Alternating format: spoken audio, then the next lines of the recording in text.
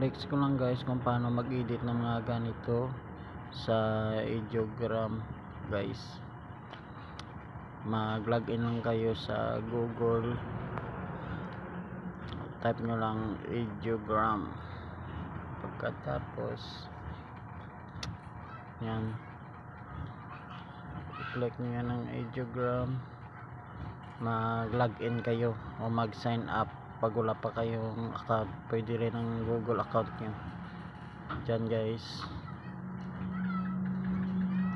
Yan, mag-login kayo para sa kagaya sa akin, naka-login ako, nakagawa na ako dyan.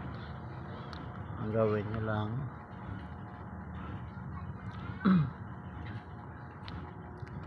i-type nyo dyan kung anong gusto nyo sa inyong sa inyong edit na gustong magawa. Type nyo dyan guys. Realistic 3D name,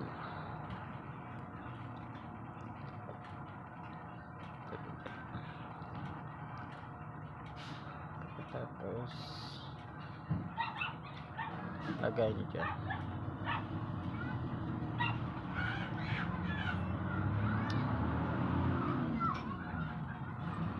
metallic. Gusto ko metallic yung name. Yan,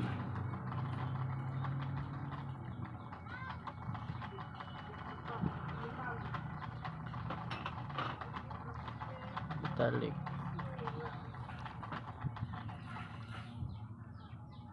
Depende sa gusto nyo na mangyari sa edit nyo. Akin, lagyan ko ng pangalan,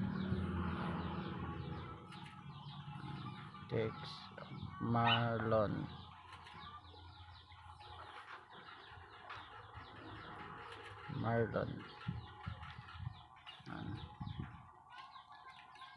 Pagkatapos 3D typography, photo, generate ko yan guys. Pagkatapos nyo wait lang kayo na i-edit pa yan ng Ideogram.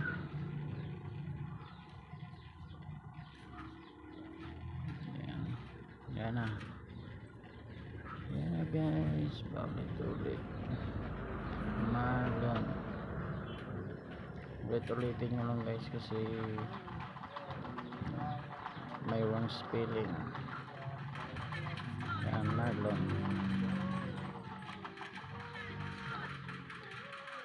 Pagkatapos yung magawa guys, pwede nyo rin save na yan sa inyong photos.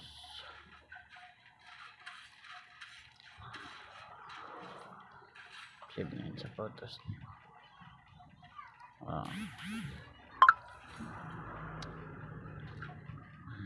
Dayak-dayakan guys,